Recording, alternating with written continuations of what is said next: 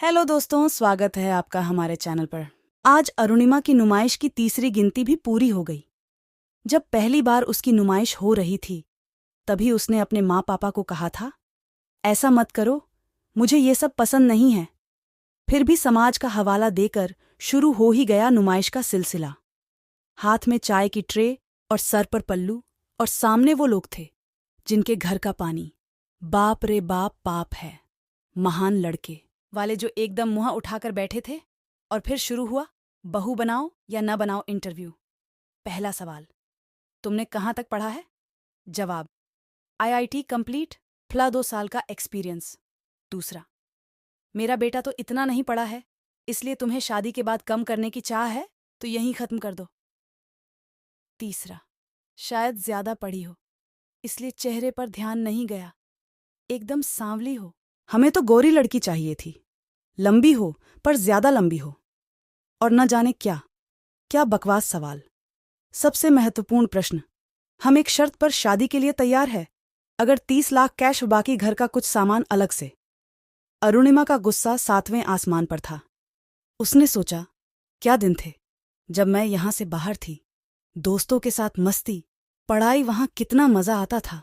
मुझे तो कंपनी ने लाखों के ऑफर दिए थे, पर माँ पापा ने अपने रिश्तेदार के सुझाव के कारण मुझे यहां बुला लिया। उनकी भी सोच बदल रही थी। पर रात हो चली थी। माँ पापा ने मुझे बुलाया और कहा, यहाँ तो रिश्ता नहीं हो पाएगा, इतने पैसे नहीं हैं मेरे पास। रात के 12 बजे थे और अरुणिमा की पैकिंग पूरी हो चुकी थी। मन तो नहीं था उसका यहाँ से जाने का, पर वो मजबूर थी क्योंकि उसे अपनी नुमाइश और नहीं करवानी थी। वो कोई वस्तु नहीं है। एक चिट्ठी लिखकर उसने मेज पर रखा, जिसमें लिखा था, मैं 1-2 साल में वापस आऊंगी, बाकी आप लोग संभाल लेना।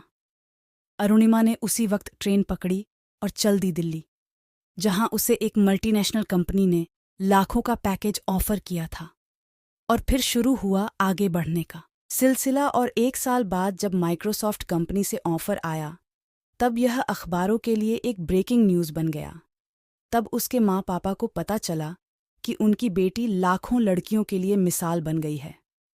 अब उन पर किसी के भी बहकावे का कोई असर नहीं हुआ, और देखते ही देखते उसकी जिंदगी बदल गई। अब वो अपने बेटी के साथ खुशी से रहने लगे और बहकाने वालों के मुंह हमेशा के लिए बंद हो गए। तो दोस्तों, ये कहानी आपको कैसी लगी, हमें कमेंट करके ज़रूर बताइए, और इस कहानी को अपने दोस्तों के साथ शेयर ज़रूर करें। धन्यवाद।